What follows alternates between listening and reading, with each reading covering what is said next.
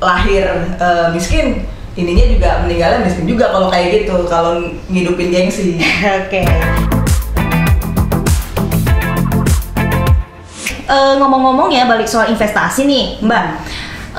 Pas masih muda tuh ada nggak sih kayak Mbak Putu ada godaan-godaan nggak sih ketika kayak mau investasi, misalnya kayak gue ada duit nih, terus aduh tapi gue masih muda nih, ya YOLO lah, biasa YOLO kan, kayak pengennya dihura-hura gitu, ada nggak sih gitu? Sebenarnya kalau misalnya kita emang lagi ada rezeki ya, sesekali traktir teman-teman juga nggak apa-apa, atau itu juga akan membagi rezeki juga akan balik lagi rezekinya ke kita. Cuman tapi kalau niatnya udah jelek, niatnya tuh jelek tuh dalam arti saya traktir untuk gengsi nih, karena biar dibilang saya punya duit banyak. Ini bukan karena kemampuan ya, bukan karena saya lagi punya duit, tapi emang karena gengsi, biar orang mengakui saya kayak itu yang nggak boleh gitu. Jadi makanya tadi saya bilang, Ale nih, yang mana Ale udah punya duit duluan atau Ale baru mau ngumpulin duit biar duitnya banyak gitu. Kalau misalkan emang udah punya uang duluan, nah kalau itu memang pembagiannya kan yang tadi pasti Ale mampu untuk beli barang-barang branded, Ale mampu untuk bayarin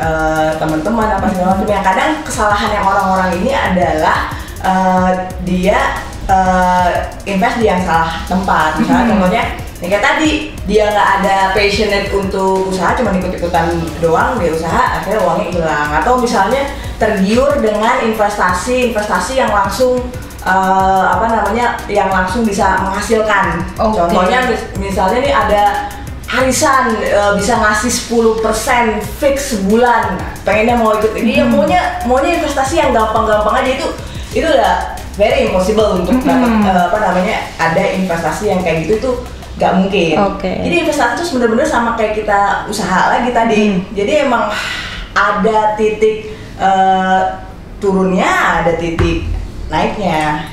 Gitu. Itu kalau yang punya duit, makanya timing dia harus ngelihat timingnya. Kalau misalkan misalnya kondisinya lagi biasa aja, nggak ada ini ya, pilih investasi yang resikonya aman ke menengah. Contohnya kalau misalkan di reksadana nih, sama di industri pasar uang bisa pilih reksadana pasar uang, reksadana fixed income, atau beli obligasinya langsung. Itu kalau kondisinya normal ya. Tapi kalau kondisinya justru misalnya pasar saham tiba-tiba drop dan segala macam, itu timing yang tepat kita pindahin asetnya ke produk-produk yang resikonya lebih tinggi. Di saat orang panik jual, kita justru kita beli gitu. Waktunya beli. Itu salah satu contoh. Kalau saya tahunya cuma di ruang lingkup investasi di area pasar modal ya. Tapi kan pasti teman-teman yang lain punya experience juga di investasi untuk di bidang yang lain.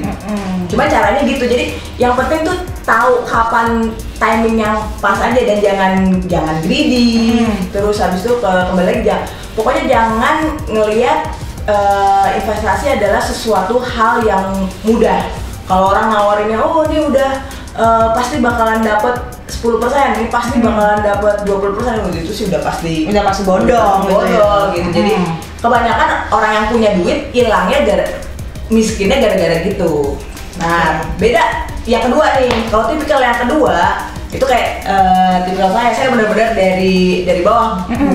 Alhamdulillahnya bukan termasuk yang lahir kaya. Jadi yang lahir di keluarga yang biasa-biasa aja.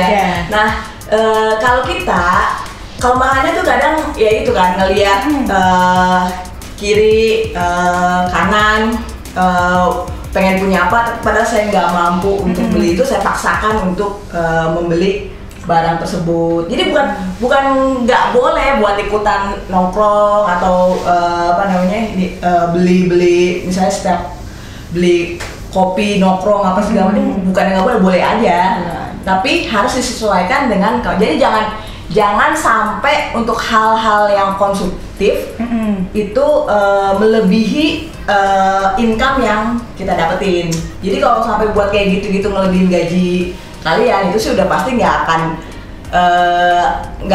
itu kita lahir miskin, ininya juga meninggalnya miskin juga kalau kayak gitu, kalau ngidupin gengsi. Oke. Jadi guys, denger ya guys, jangan hidupin gengsi, be wise. Kalau misalnya emang pengen konsumtif boleh-boleh aja nih kesimpulannya ya. Coba ya tetap kayak imbangin lah ada income kita gitu. Nah, ini dari tadi udah jelas banget nih sebenarnya. Wow, kayak gue juga udah terkejut gini, udah cocok nih bisa jadi financial planner gitu ya. Oke, mungkin kalau kalian butuh advisor atau apa, boleh silakan langsung hubungin Mbak Putu. Oke. Nah, soal nih, ini mungkin akan kita lebih deep kali ya questionernya. Nah, ini apa tuh? Ini dia. Nah, terkait dengan investasi nih, kayak orang-orang itu kan mungkin bingung nih kayak aduh gimana sih cara belajar investasi, kayak harus mulai dari mana gitu. Banyak orang kayak berpikir aduh investasi gue nggak ngerti lah ngapain gitu investasi gitu. Nah dari Mbak Putu sendiri tadi ada bilang bahwa investasi itu harus dari passion gitu, harus ada passionnya untuk belajar investasi, bener nggak? Iya. Nah untuk nimbulin passion itu mungkin kayak sekarang itu orang-orang agak susah. Padahal orang-orang sekarang pengennya gue pengen dapat duit mudah gitu miliaran. Tapi kalau nggak ada passion gimana, sama dengan investasi ini. Untuk munculin passionnya itu di investasi gimana nih coba? Iya, untuk munculin passionnya ya lihat dari goals kamu mau apa ke depannya. Itu goals itu lah jadi motivasinya. Goals is our motivations. Jadi remember guys, define your goals, okay? My goals very simple. Apa Mbak? Saya cuma pengen jadi orang kaya. Very simple. Kalau misalkan ada pertanyaan apa di interview, pertanyaannya pasti selalu jawab gitu. Apa keinginan kamu sih ingin jadi orang kaya? Very simple, dan that is the goal yang kita harus kejar. Gitu. Boleh tanya nggak Mbak? Sekarang udah kaya nggak Mbak? Masih cukup udah cukup atau masih mau lagi Mbak? Belum lah, ini harus dikejar terus. Belum guys, belum. Ya, aduh, ini boleh tahu nih kalau asetnya ada berapa nih ya? Pengen tahu nih gue nanti ya, kita nembak langsung aja asetnya ada berapa gitu ya. Yang paling penting, aset yang paling penting kalian harus punya adalah